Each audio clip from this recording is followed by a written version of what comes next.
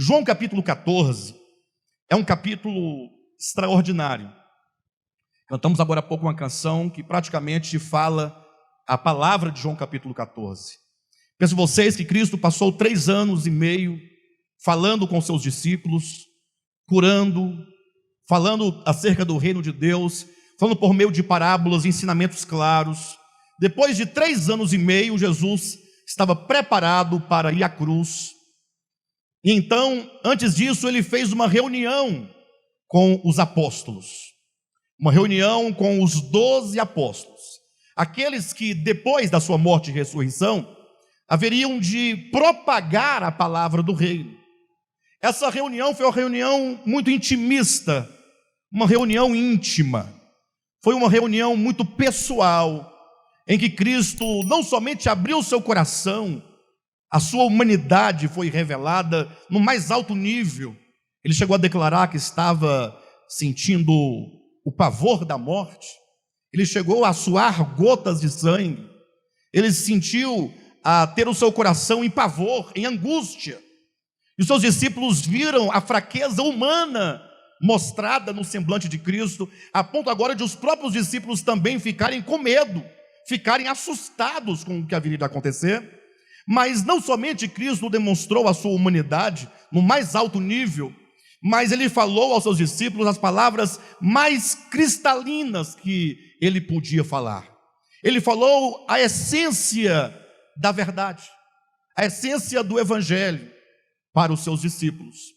Eu gostaria muito que os irmãos gastassem um tempo lendo e orando João capítulo 14, 15, 16 e 17, lógico, nas suas casas, não aqui, né?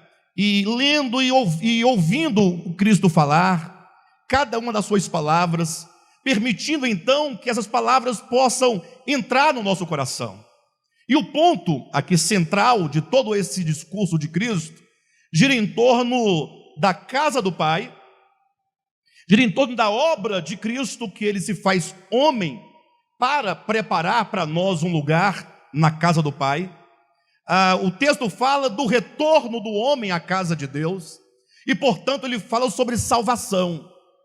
Retornar à casa do Pai, ter um lugar garantido na casa do Pai, na morada do Pai, é uma questão de redenção, é uma questão de salvação. A parábola do filho pródigo é a parábola que se lida juntamente com João capítulo 14, os primeiros 10 versículos de João 14, faz esse link de entendimento.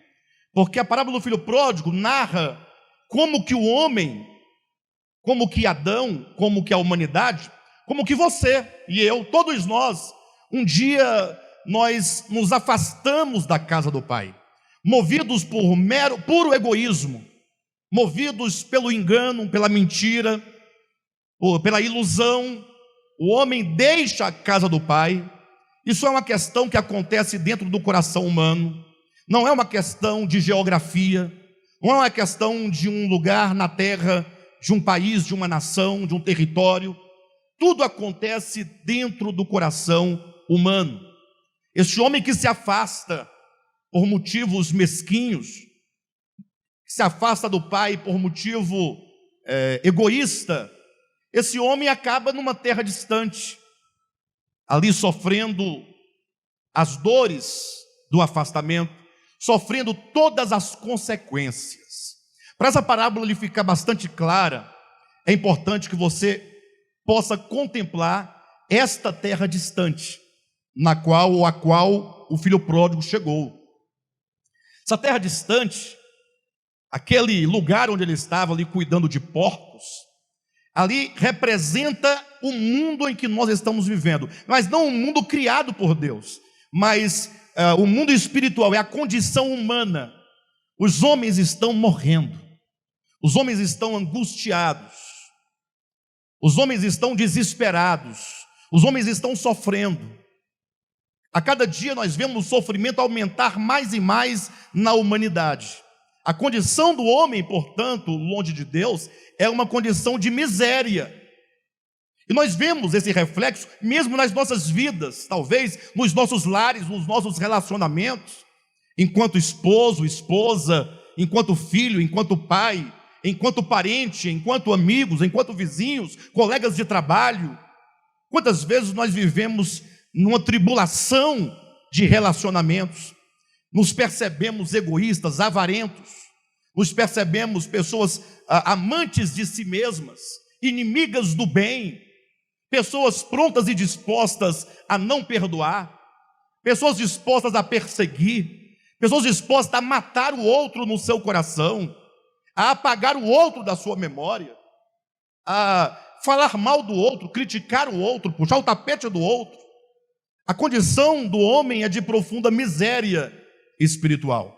Mas no meio de tudo isso nós vemos milhares e milhares de pessoas declarando a sua religião, declarando a sua igreja, declarando o seu evangelho, a sua crença, mas que não são capazes, essas coisas, de mudar efetivamente o homem. Eu sei que Deus tem trabalhado muito em nós e muitas coisas já têm mudado na nossa vida, mas o evangelho, enquanto o poder de Deus para a salvação de todo aquele que crê, é um poder capaz de alterar completamente a nossa vida. Imagine que uma pessoa salva verdadeiramente, uma pessoa redimida no seu coração, genuinamente, ela se torna um foco de espiritualidade, onde muitos poderão matar a sua sede. Nós não seremos mais aqueles que propagam o engano, a mentira, a ilusão. Não vamos gastar nosso tempo com coisas banais, coisas fúteis, mas seremos uma bênção. E se uma pessoa é capaz de mudar o seu redor, agora imagine muitas pessoas. Imagine 200 pessoas que têm o evangelho no coração, não somente enquanto ideologia, mas enquanto verdade no seu coração. 200 pessoas em Brasília, no Distrito Federal, tendo essa verdade, vivendo essa verdade. O que Deus não fará, a começar de Brasília, no Brasil e no mundo, por seu intermédio, por meu intermédio.